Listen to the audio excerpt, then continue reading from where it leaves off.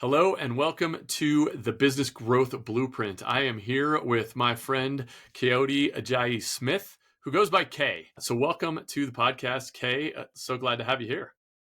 Same here, same here. And you did pronounce my name pretty good, so well done. Just for emphasis, my name is Kayode Ajayi-Smith. So my Kayode is Nigerian of a Nigerian origin from the Yoruba ethnic group, and it means God brings joy. Well, welcome to the podcast. Obviously you've been doing your own thing for a while now. You work in the insurance industry as well as business development. Tell me, what drew you to being your own boss, to going out on your own? What was it that brought you into that?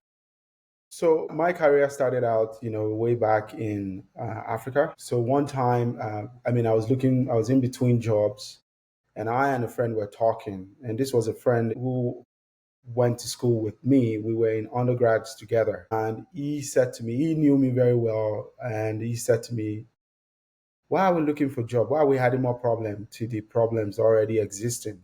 You and I, with all the investments that have been put in us, from attending this conference, networking events, doing all sorts of fantastic things way back then in college." He said, "Why are we adding more problem? Why are we not creating jobs?" And then it struck me, and I said, "Wow, that's so true." That was how my journey as an entrepreneur started. And I started to run my own thing, and been doing that for, gosh, it's gone forever, like almost over 15 years now. So yeah. That's great. That's great. So when you started, what is something that you found maybe were some of your biggest struggles starting out? Money. Money was one of the biggest piece, and also convincing people to path with money. So one of the things that I did way back then is, you know, the understanding of business was one thing that was lacking. And I think that a lot of business owners don't realize that there are fundamentals of business, right? I remember, I think I may have shared this with you at some point. I met with this billionaire, owns a venture firm, and we were talking, and he just brought to life, what we call the Porter's five forces, which is essentially the forces that control competition in business. And when he brought it alive to me, we read all these concepts as theory, but when he brought it alive to me and helped me to understand that you don't start a business, in a place where there is hefty competition, right? You go to a small town, you kick off from there and allow yourself to grow. And on the long run, it's easier for you to grow significantly. And then later you can go fight with the sharks. That for me, somebody just putting the experience out there was very valuable to me. And so those are one of the first things I learned in business. I understood, even without going to business school initially, I understood those bases, but it was a tough learning, it was a tough learning place to be, especially when you're just getting out. The idea that you have to partner with other people so that you shorten your learning curve. Those things were the fundamentals that I learned, starting out in business. Then what brought you into insurance? What brought you into business development? What brought you to where you are today? So business development is something that a lot of people don't like doing, or maybe people don't understand. A lot of people understand it as sales. That's what they understand it as. But business development goes beyond just sales. It includes sales, it includes market research, lead generation, partnerships, copywriting. That's, business development. It's like the activities that you engage in to help to develop a business from one point to the other. Particularly, I like defining or describing, the business process with the product life circle. When you Yeah. introduce a product or a service, it grows, it matures, it declines. What do you do next? Yeah. I just love the idea of problem solving. Problem solving is beautiful. It helps me to crack my brains. Some nights I go to bed thinking and dreaming about the problem, and then I come back and I'm like, yes, I got it. The fulfillment in finding solution to a problem is always such a joy to me. And for the insurance, I can tell you, I'm an accidental insurance broker. I needed a contract at that point, and my friend ran a brokerage, and he said to me, "Okay, if you want to join us, you have to go right." I didn't like the whole idea of insurance, but eventually I loved it because insurance creates cushioning for families, for business owners when they lose, when they lose their entire livelihood or they lose their home or their auto. It's always a way to get a restart or a reset. If you lived in Africa like I did, insurance wasn't a big thing in Africa. I think insurance is not even compulsory in the country I'm from. Most compulsory insurance in where I'm from is a third party insurance, and a lot of people lose their auto and have to save up again to buy a new one. And our fallback strategy is usually family and friends, which is very, very tough on families and families in that part of the world. And I think insurance has found a sweet spot in the community and society that we live in today. And I think it's fantastic. And then the other part of insurance that I love is the fact that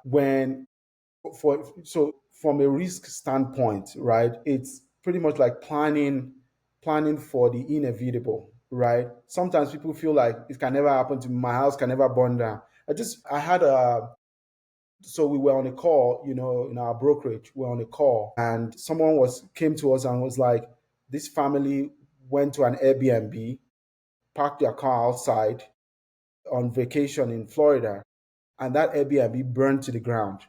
And in the process of it burning to the ground, their car also got burnt. And they lost everything they had, including their passports, their ID cards, and everything else. And I was like, wow. And then they had to help them file a claim. They went through that entire process. That was such a relief for them at the end of the day. So, when I think about insurance, I think about the fact that society must, the fact that it's even compulsory, the fact that it's compulsory is the most beautiful part of it, because a lot of people will walk away from insurance and will never. So it's a problem that is already existent, right? You don't need, as an insurance broker, you don't need to chase people to say you need this. It's not a question of who do I place my risk with, as Yeah. opposed to you really need this. You see what I'm saying? So those are Yeah. the two beautiful sides of insurance. And for the fact that I lived in Africa and I saw the sharp contrast between what exists here and what doesn't exist over there, I appreciate it even more than than anybody else. So Yeah, absolutely. Well, it's something you said there, the wisdom in insurance, you're paying for it every month or you pay for it every 6 months or every year, and you don't really pay much attention to it until you need it. And then you're really glad you have it. And it's one of those, necessities. And it could be obviously insuring your property, your assets, things like that. But obviously indemnification, things like that as a business owner, it's so important to have. And, not having it, again, it's a risk. And how much risk you're already taking on a lot of risk as a business owner. How much additional risk do you want to take on? Something else you said that really stood out to me, you talked about before you go to bed, asking yourself these questions and talking, posing a problem to yourself before you go to bed, and you wake up in the morning and you're like, yes, I've got the solution. So much value there. Things to think about at the end of the day. We talk about this a lot, doing an end of day process where you kind of reflect on the day. What are your wins for the day? How are you doing in each of the kind of core areas of your life? But that's a really key piece to add to that is ask yourself a question. What problem are you trying to solve? And really write that question down and think about that as you go to bed. And you never know what your creative brain might come up with in the middle of the night. absolutely. Absolutely. So, the way I think of problems is this. The beauty of my approach to solving problems is that I'm also a business owner. Yeah. So I've been a business owner. I've run 4 businesses. I still have one still running, still alive and kicking back in Africa, and it's in the agriculture space. And because of the fact that I have a background in nonprofit and also, management consulting, it's been easy for me to crisscross across different industries. It's helped me. So that perspective of solving problems was enshrined in me from the time when I started working on, consulting projects. So I'll give you an example. We were asked by a minister or federal minister back in Nigeria to go do a feasibility study somewhere in our constituency. And when we got there, we sat down. I and my colleague, we plan, our routes every day. When we show up there, we talk to stakeholder groups and all that good stuff. And on one of those occasions, we decided we were going to talk to the young folks, the children in that school. And we started having a conversation with them. And get this, when children say, I want to become a plumber here in the US, it's not a big deal, right? It doesn't, you don't feel like he's crazy. But out there, those kind of jobs are not seen as, as prestigious. They are seen like as if they are at the bottom of the job ladder over there. And the kids are only exposed, especially in the rural areas, are only exposed to certain kind of professions. So we asked those kids, we were like, so what do you want to be when you grow up? And a lot of them were like, I want to be a farmer, I want to be a mechanic, I want to be, all these menial jobs. And then one of them said, I want to be a doctor. And I was like, huh? Where did you see a doctor? There is absolutely not a doctor in that environment. So he said, oh, I traveled to the city. I'm like, now that was a light bulb moment for me. Why was it? Because I realized that the mind of every human can only go as far as what they are exposed to. Yeah.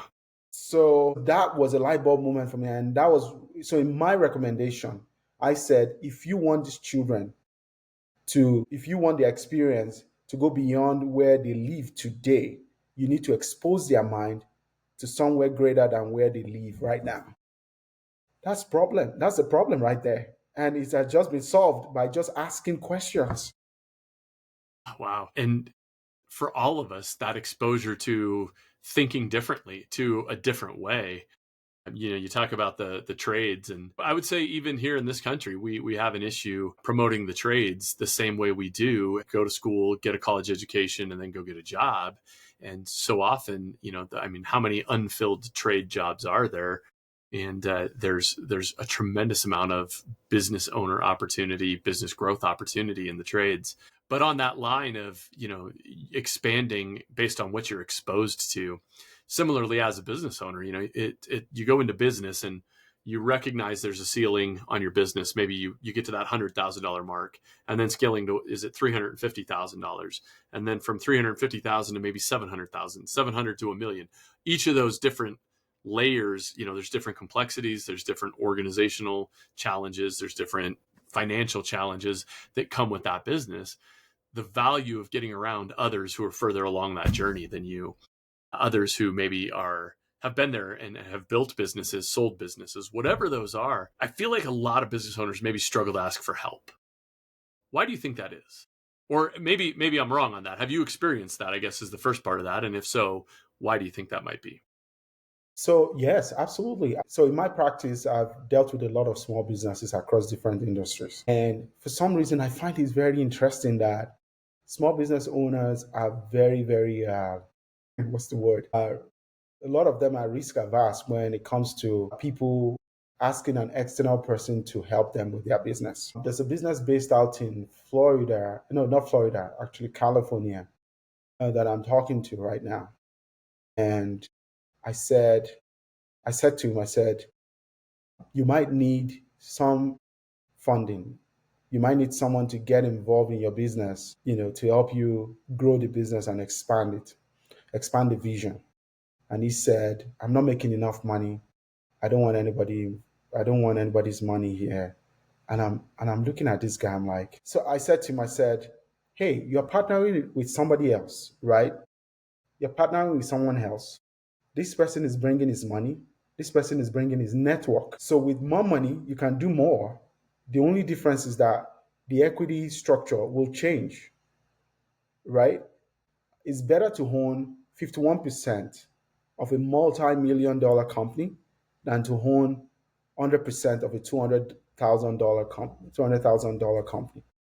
And I explained that to him. Even with everything I explained, he was holding on to his gun. And sometimes I feel like, um, is it the is it the fact that he no longer would have the total control that's the biggest problem? Yeah. I think a lot of times it's confronting limiting beliefs. I think it's, we reach our own limitation of what we're aware of our own potential, regardless of the confidence that having a partner comes in. If I don't believe in myself, I'm going to be less likely to take on that help versus having that unwavering confidence that I can do it. And I think the second part of that is, what's the goal of the business owner? Are you just wanting a job that you're the boss?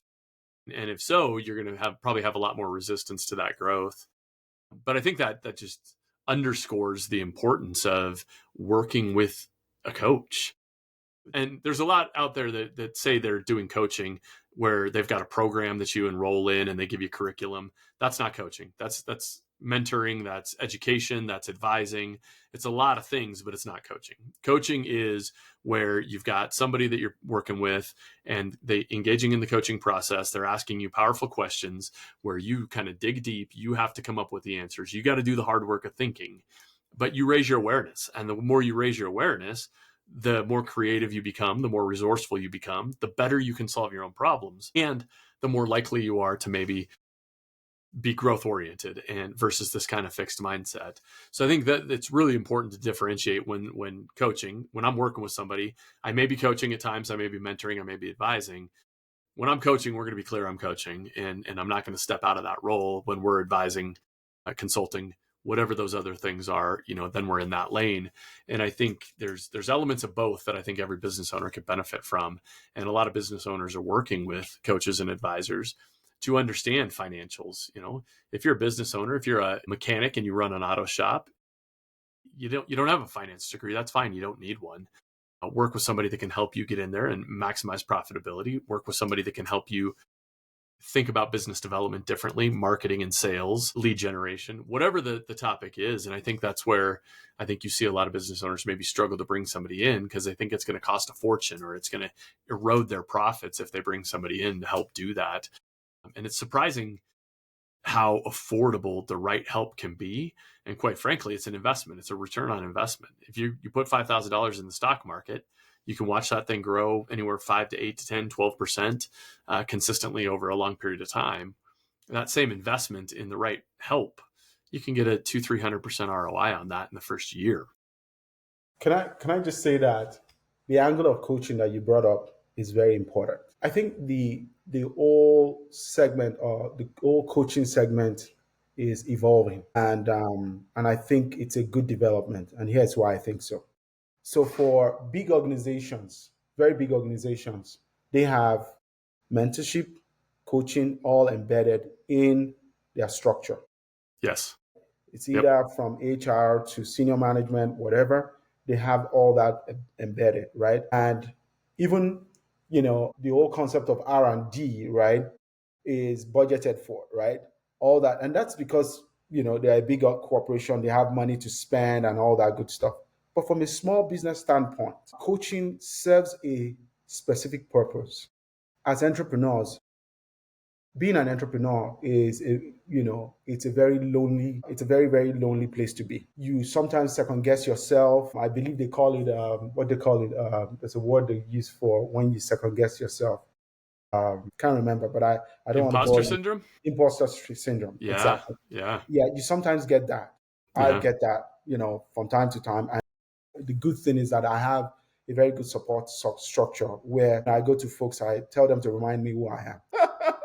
So I remember I was at an event last week or 2 weeks ago, and somebody was saying that, hey, as an entrepreneur, you need a mentor, you need a coach, you need a sponsor.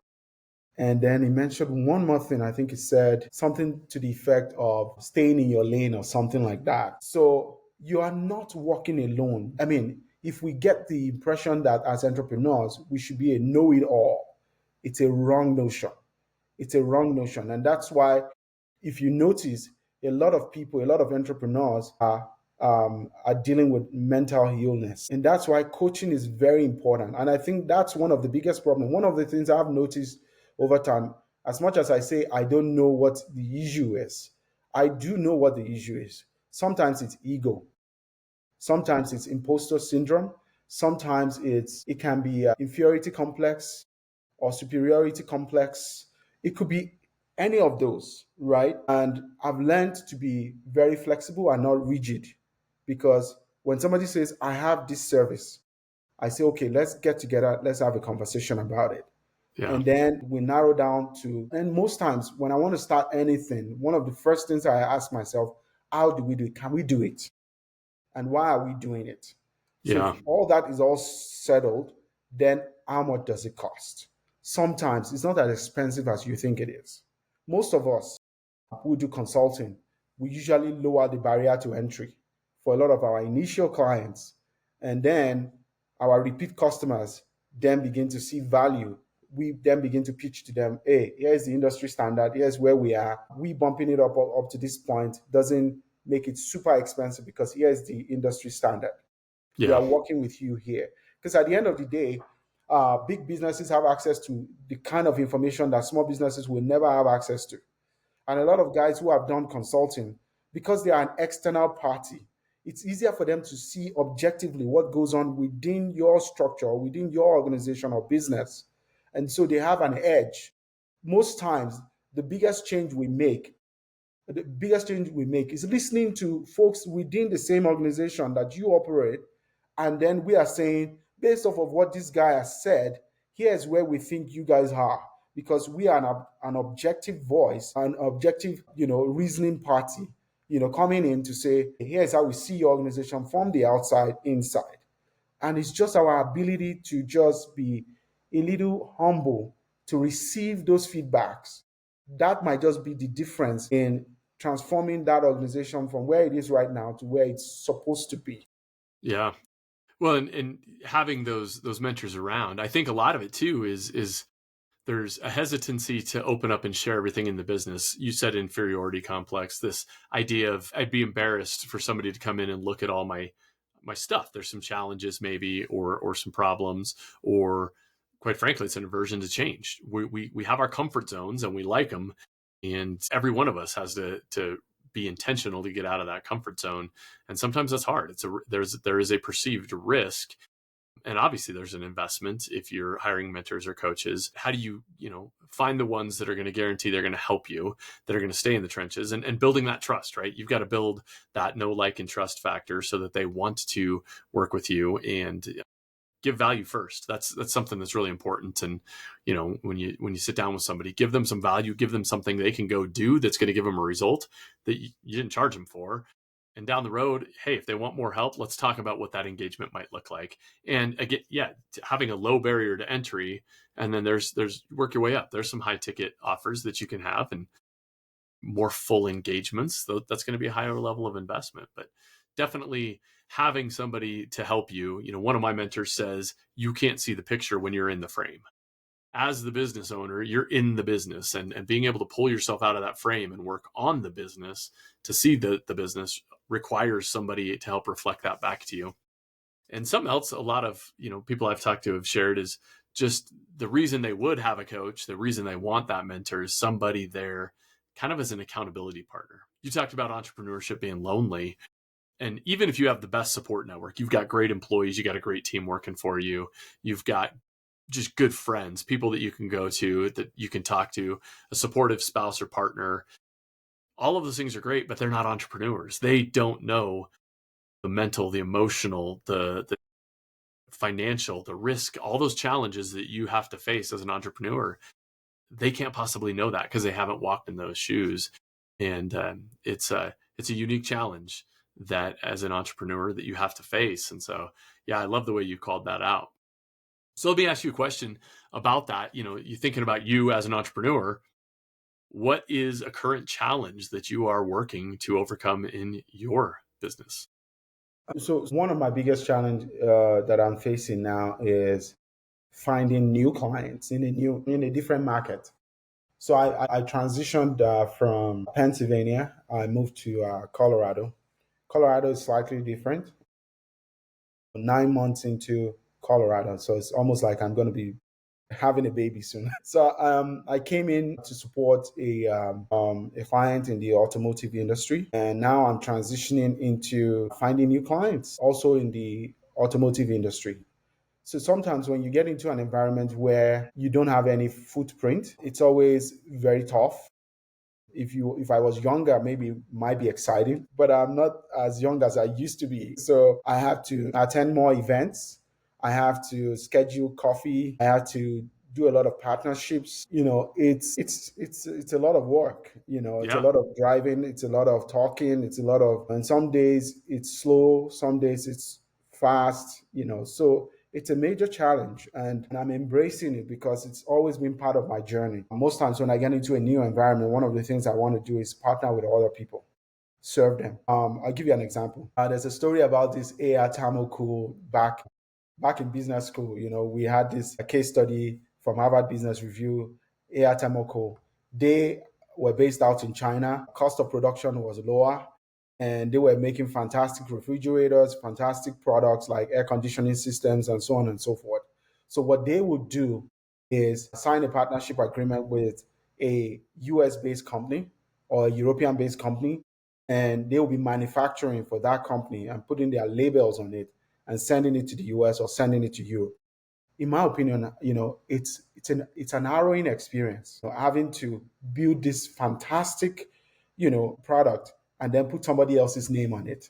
Hmm. A lot of time, a lot of experience goes into making those refrigerators or those air conditioning systems, and then at the end of the day, you are delivering it to someone. But here's the trade-off. The trade-off is beautiful. The trade-off is you get money in your pocket, right? You also get to learn what the desires or the taste of the customers are from those transactions. That gives you an idea what the taste of that customer is, right? You are learning a lot through the process. In delivering the products, right, to the client, you'll be traveling. There'll be a lot of learning opportunities and so on and so forth. But guess what? In that case study, they finally, after a while, launched into the market and became one of the top players in the market. So it's not a bad idea. The learning that you need to learn in that new market requires that you partner with someone else. If you are starting from the beginning of the learning curve, you're wasting your time. You'll be frustrated. You head back to where you're coming from. So it's one of the biggest challenges right now, but it's also an opportunity for learning for me. Yeah, I love that. You talked about that going into a new market, the idea, and even if you've been in a market, if you're looking to really grow or expand your business, study your customers, study their behaviors, understand, ask them, get a ton of customer feedback, especially if you've lost a customer, find out what some of those thought processes were. But if you're looking to go and add products or services to your and to get new customers, test it out. What are the small little experiments you can run to have the big upside on the back end of that? I think it's an important lesson to learn. You also can also build trust infrastructure by partnering with someone else. Yeah. Because when you partner with someone else, you do a couple projects together, they are more comfortable with, okay, handing their clients or passing on their clients to you, Yeah. or even making introductions on your behalf. Yes. So, but if you choose to sit alone by yourself and say, I have all the greatest idea in the world, I don't know how far you're going to go. It's going to be a harrowing experience. But the shorter version is to partner with someone else who's been in the market, who understands the dynamics in the market. And then it gives you some sort of soft landing, but it's not going to be easy. But at the same time, it's better that way than to do everything by yourself. Have to learn. It takes you a longer time to break into the market. There's just so many other opportunities to learn from the lessons from other successes and failures. Why try to go it alone? I think there's so many people that, that stubborn pride or whatever that is. Leadership author John Maxwell has a funny thing. He says, if you ever see a turtle on top of a fence post, he had help. The idea of the self-made person, like you probably haven't made a lot if you're self-made and you're not made with the help of others and the support of others. So let me ask you a question. You talk about that partnership and having people that you can build trust with. Who do you get advice or mentorship from? I have a bunch of folks across different sectors. For instance, if I'm talking about finance, there's someone I trust so much, I go to him. Okay. When you talk about even business development, identifying my customers, I have people I speak to. Supply chain, I have people I talk to. I have all these people that I've built relationship with over time. And like for instance, in the nonprofit, one of my biggest advisors or coach in that space or mentor is someone I've built a relationship with for over, I don't even know how many years now. It's 2007. Since 2007, we've kept in touch. We talk all the time. She's an economist. She works with the World Bank. I pick her brains from time to time, and I spend a lot on all these relationships. Like when these people need help, they reach out to me. When I need help, I know their family members, I know their parents, I know their kids. So I built a relationship over time. And all these individuals we met in the workplace, they know me, I know them, and they understand how I think, and then they help me tweak a few things here and there. They give me, they're very objective, and I love connecting with people who have experience in specific field, Yeah. who are growing in that field. I submit myself to them. In areas that I don't know anything about, I go to them for advice. Sometimes I invest in those relationships too. So it's not like they are free. They are not that free. I spend time talking to these individuals. They introduce other people to me and say, "Hey, Kate, could you take care of these people?" And I spend a lot of time supporting those people. If you cannot afford to pay for a coach, build relationships that will, I mean, there are people who have those experiences and that you can easily learn from. But ultimately, I think we all need a coach. Yeah. We all need a coach. I have a coach. I Yeah. have a coach when it comes to particularly my leadership style. I have a coach that tells me, "AK, you remember you have this tendency, and so here's how I think you can handle this." And I think my first experience with a coach was during my master's program, my MBA. That was at Lehigh University, and we were assigned coaches. Each individual were assigned a Yeah. coach, and honestly, it was fantastic. It was fantastic. It was a fantastic experience, and since then, I've relied on coaches to support me in different area of my career. Yeah. It can be uncomfortable, right? Somebody challenging you, testing you, making you think really hard. I love that. So something that people maybe don't know about you that might surprise them. Hmm. What would that be? My life is deeply rooted in my faith, which is the Christian faith. I'm a follower of the teachings of the Lord Jesus Christ, and a lot of the principles that guide my life are from the Bible, are from the Christian Bible. There are different principles that I hold on to all the time. The words that people speak are very critical to me. It sends several signals to my brain, and there's a different approach to leadership, as as described in Scripture. My leadership for me is not getting into a room and automatically taking the higher seat, but taking the lower seat. Scripture talks about taking the lower seat because it's more honorable when you are called up to a higher seat than for you to be told that there's someone better than you that showed up and you need to step down to the lower seat. So there's several principles that I picked from scriptures that guides the way I do business. In my initial, when I started business, I was all about go, go, go, go, go. I hurt a lot of people in the process. And, as I began to become deeply rooted in my faith, I changed that approach. And today, my approach is more of love, even while holding other people accountable. So I tell people, like, the business I run back in Africa, my general manager, I talk with him sometimes. I call him and I say, "Hey, I just wanted to know what's going on with you. How's your wife? How's your daughter? What's going on with you guys? What's your plan?" And so on and so forth. I talk about him and his family.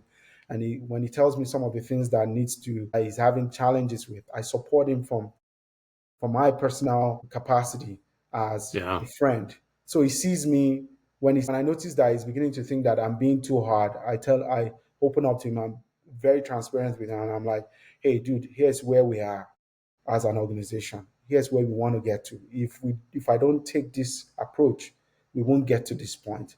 And then he's like, "I appreciate you, sir," and I'm like, "I appreciate you too." And then we move on. I've learned quite a lot taking that approach, into business. You talk about your faith and how that grounds you and those values, and you come from that place of love, that place of a servant mentality. You're there to serve first, and I can vouch from our interactions. You give first and you give abundantly, and that's a great approach. And anybody that has employees, just taking that genuine interest in them, I think that's a great lesson you just shared with us. Is if you've got employees, are you expressing your interest in them? How are you caring for your employees? How are you helping bring them along on the journey? And it's nobody that works for you is going to be as invested as you in the business, because you're the business owner. You've taken on the risk. You've got the most upside. You've got the most risk, the most upside. So how do you engage those folks that are working for you, and support them and help them and bring them along the journey, help them get engaged in the vision?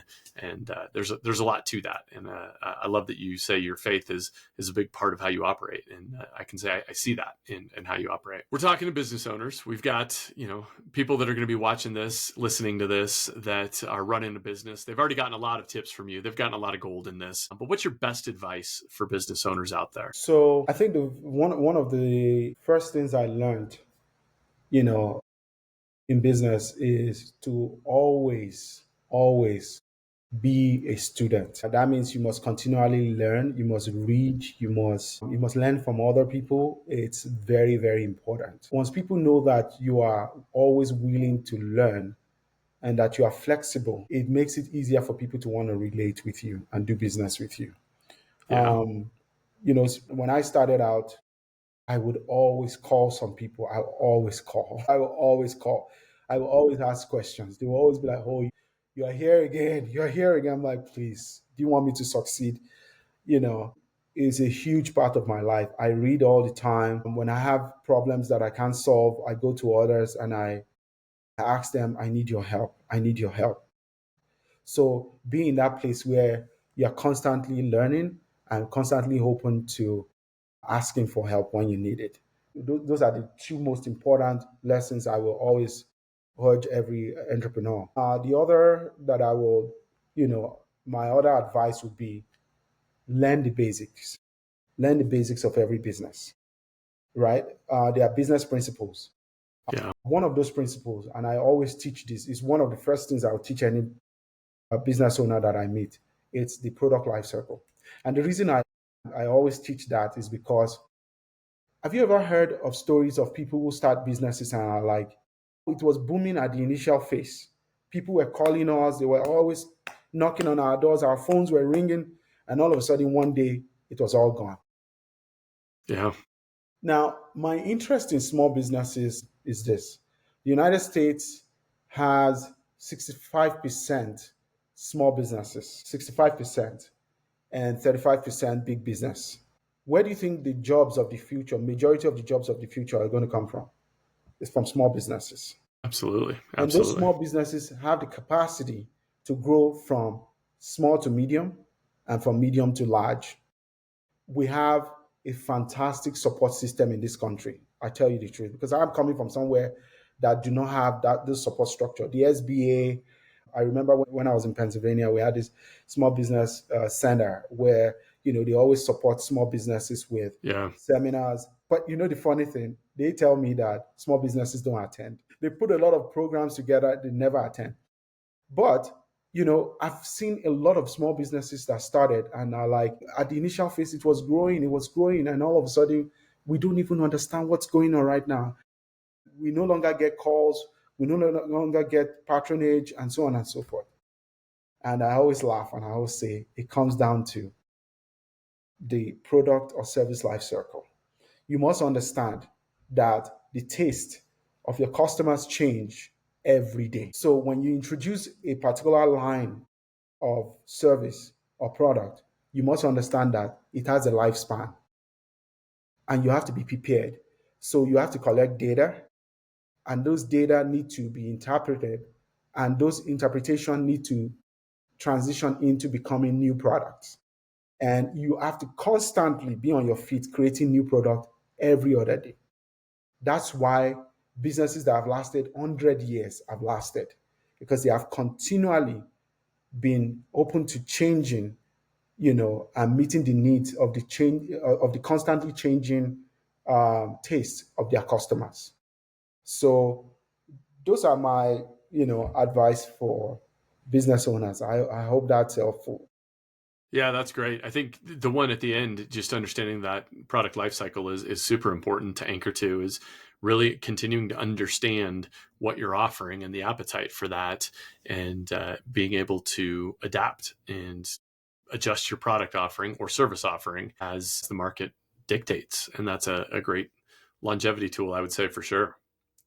Okay, I want to say thank you. This has been a wonderful conversation. It's great to hear some of your stories and understand from your perspective. I think everybody watching or listening to this is going to get great value out of that. Encourage everybody to reflect on some of the things you heard, go back, listen to it again, and there is some gold in that conversation for sure. So Thank you much so much gratitude to you, for having Kay. me. It was a good afternoon. I mean, having these conversations, most times you can't talk about everything in just one podcast, Yeah, but at least, hopefully, everything I shared was useful. And yeah, I think so. I think so. People will find great use out of it. And hey, we might have to have a part two down the road. hopefully. All right. Hey, well, Thank you thanks so so much. much. So it's been wonderful. Absolutely. Thank you.